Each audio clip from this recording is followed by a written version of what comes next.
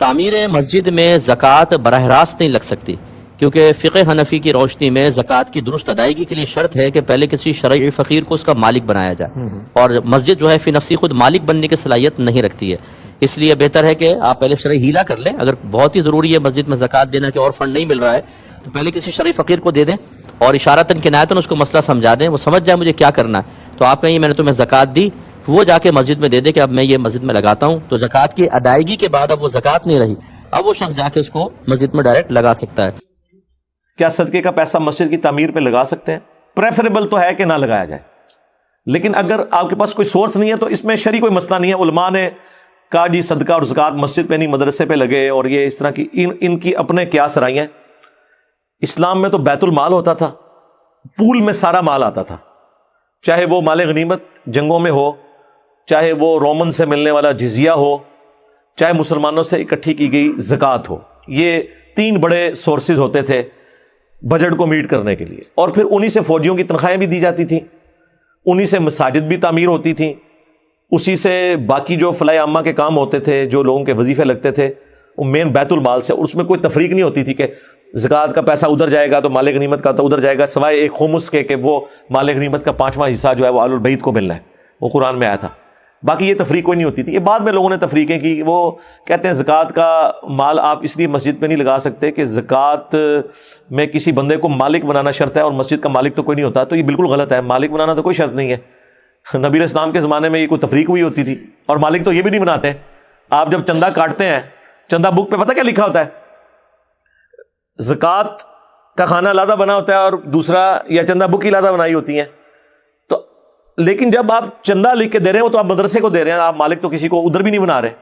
ان مولویوں سے پوچھے ہیں کہ بھئی آپ مدرسے میں مالک تو کوئی نہیں بنا رہے کسی کو، تو چندہ تو مدرسے پہ بھی نہیں لگ سکتا جب تک کہ کوئی بندہ مالک نہ ہو آپ کی ڈاکٹرن میں جو فقہ حنفی کی ہے، ہمارے نزدیک تو ہو جائے گا۔ تو آپ کو حیران کن ٹروتھ ریویل ہوگا کہ وہ کیا کرتے ہیں، وہ ہیلا کرتے ہیں۔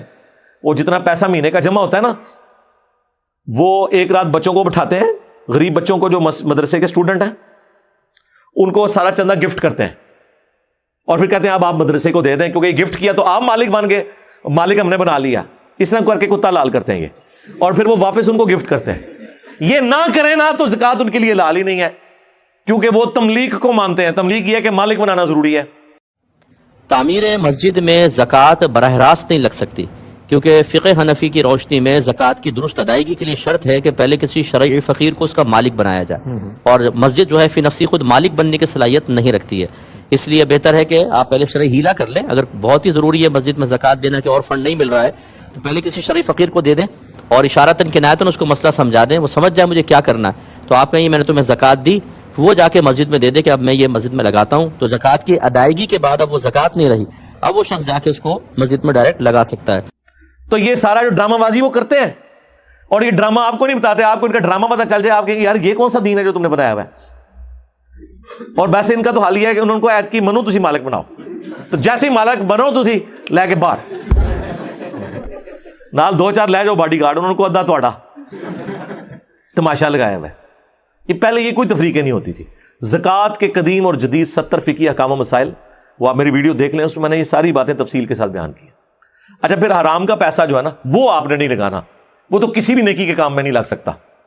ہاں، اگر حرام کا پیسہ کسی کے پاس آ گیا تو وہ فلاح عامہ کے کاموں میں بغیر ثواب کے نیت کے لگا لے، ظاہر خرچ تو کہیں نہ کہیں اس نے کرنا ہے نا اس کو۔